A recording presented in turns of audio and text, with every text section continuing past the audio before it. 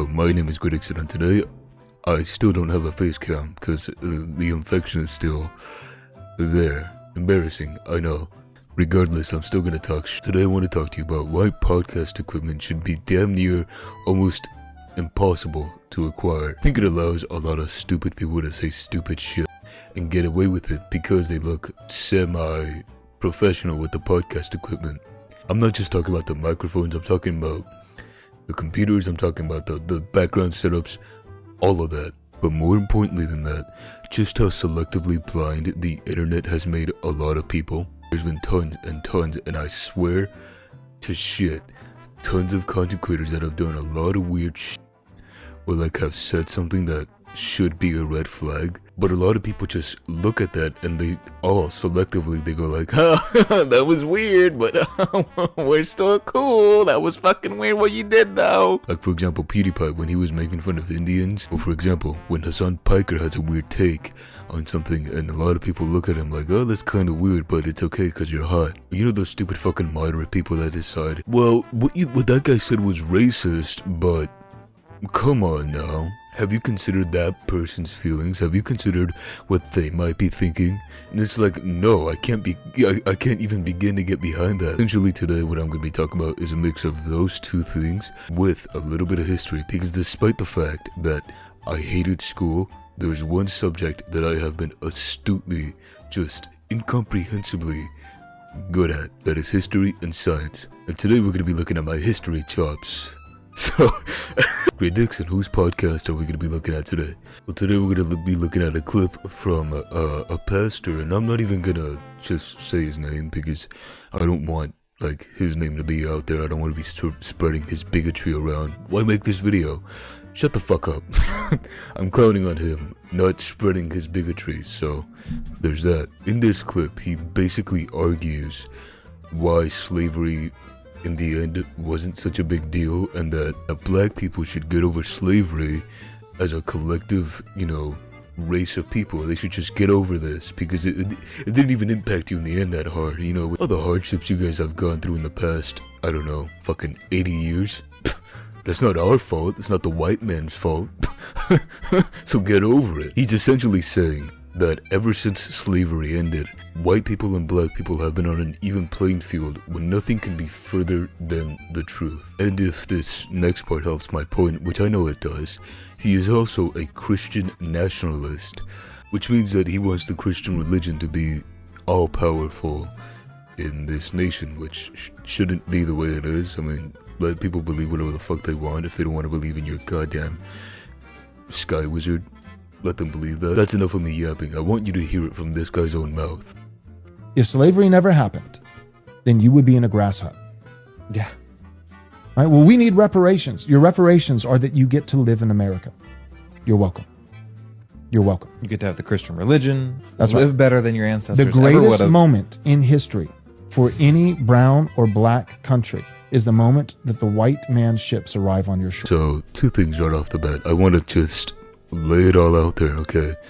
First of all, the guy that was right next to him spouting this stupid shit, yeah, you guys got Christianity and everything, you know, stuff isn't so bad with Christianity around, you know? Right now, in 2025, it's not one of the most brain rot and, like, just stupid religions I've ever seen. And I know about Scientology, okay? But then something else he said that's interesting to me is, which is going to sound extremely racist for me out of context. So please don't take this out of context. He says the greatest moment for any black or brown nation is when the white man's ships arrived ashore. Which, that's just like a historical, like,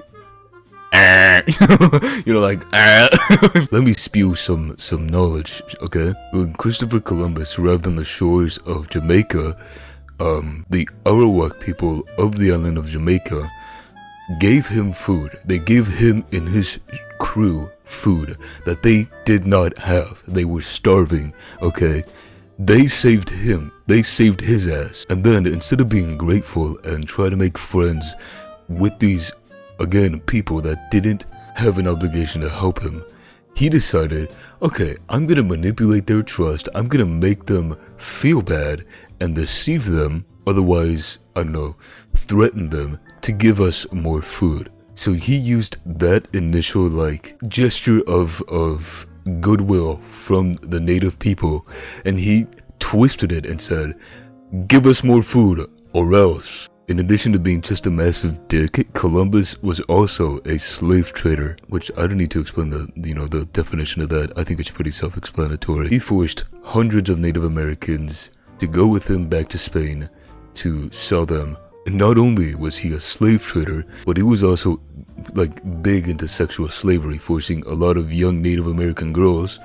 Some reports suggest that they were as young as 10 years old into sexual slavery. So the guy was a fucking animal, and it is insane to me that it is still pushed into young children's minds that yeah, he was some great adventurer explorer. He was a fucking douchebag, to put it lightly. I think that it is just a fucking joke, a big fucking joke, that Christopher Columbus is still referred to as an explorer and not a dumbass with a ship and people willing to follow him on that ship to the death.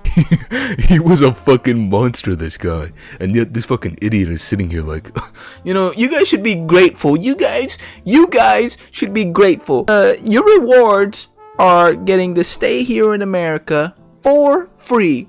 You're welcome. You know what? No, fuck it. I'm gonna put this guy on blast because I'm gonna just show you some of the dumb shit that he says. All right, so here's my take on the new Avatar movie. Pantheism, check. Cultish environmentalism, check. Anti-capitalism, check. Demonizing of Western colonization, check. Colonization is bad. Well, wait a minute there, guy.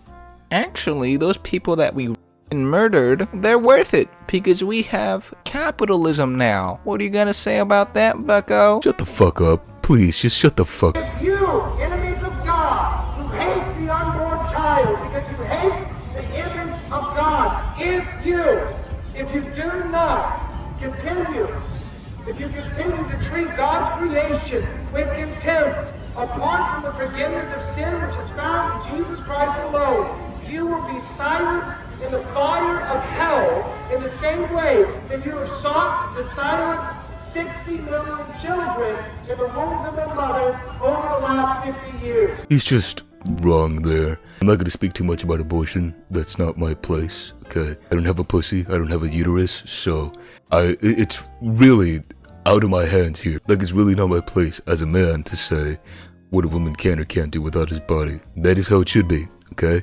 She wants to keep the fucking thing, or does she not want to keep the fucking thing? That's up to her. And that is how it should be, okay? Yet this guy, with his fucking McDonald's hairline, thinks, You know, these sinners, man, they just got me so freaking pissed off. Oh my god, I'm sorry, God, I didn't mean to cuss like that, but they just get me so freaking pissed off, man. Let's go preach to them. the point I'm trying to make, right?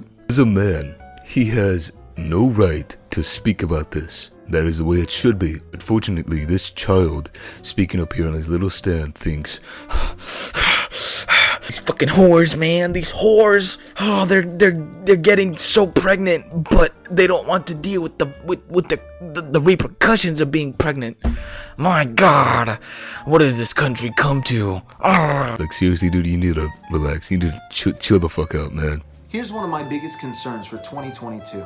I have little doubt that the political progressives in our nation have overplayed their hand, and that they're cruising for a bruising in 2022. However, my concern is that the majority of our population may turn from progressive ideologies back to conservative virtues and values, but not turn back to Christ. Here's the problem with that. God will not be mocked. A man will reap what he sows.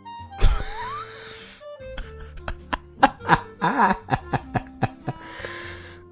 did American Christianity become so impotent? Well, over the last 10 to 20 years, some of our most influential evangelical leaders within the Reformed Church insisted that all of us become gospel-centered. I have another theory, and you're gonna love this one or hate it, depending on where you stand. It's because of limp-dicked McDonald hairline fucking losers like you making big problems out of nothing, big problems that have nothing to do with you, that make Christianity the laughingstock that it is. I'm sure that there are some absolutely lovely, self-proclaimed Christian people out there that actually practice Christian values, that actually practice the religion the way it's supposed to be practiced, with love and acceptance and nothing but, hey, you know, you're gay, you're lesbian, you're trans, whatever the fuck.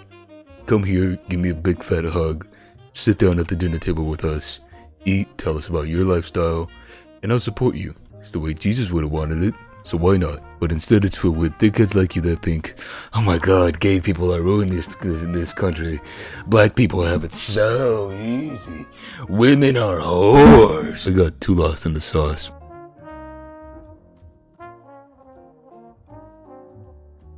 Have you ever had this experience? Perhaps you posted something on your social media platforms that was politically conservative or distinctly Christian by nature, and all of a sudden the floodgates of outrage and anger and frustration are open. The comments keep pouring in. Everyone cannot believe you said what you said, and they attempt to push you and bully you into making some kind of public apology statement. Well, in those times, I recommend this statement.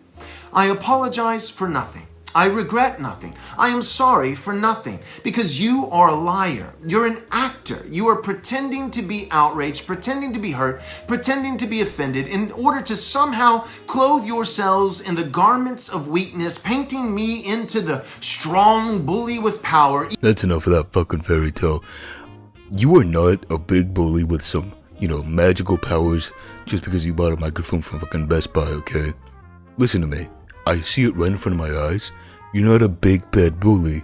You're a fucking dweeb who sits down in his corner makeshift office in your goddamn house while your wife is out at the fucking McDonald's getting a good dicking by the guy flipping the burgers, and you still can't figure out how to use your goddamn microphone properly.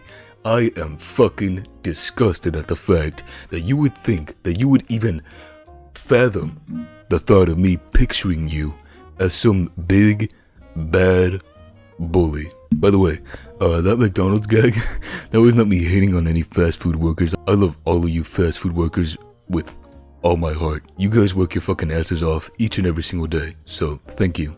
From the bottom of my heart. Ever heard this phrase? My body, my choice.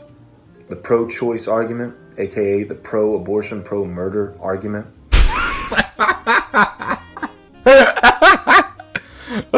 No, you're wrong again. Okay, even if the woman is pregnant, there's a distinction between the body of her and the body of the child. The woman and the child are not one. Okay, it's two separate entities. How do you get your employer to accept your exemption to the vaccine? Well, your employer likely belongs to corporate America, and corporate America, along with the ruling elites in our government, belong to a woke, leftist, totalitarian regime.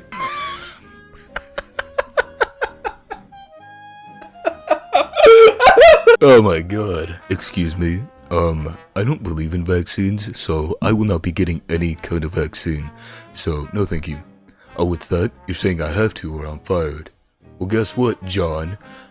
I'm not gonna be part of your system. So you can either dream of getting me with the program, or you can get right with Christ, John. Get out! It was worth it! They love power, and they hate anything that threatens that power. And one of You know who else just absolutely adores power and hates anything that threatens that power?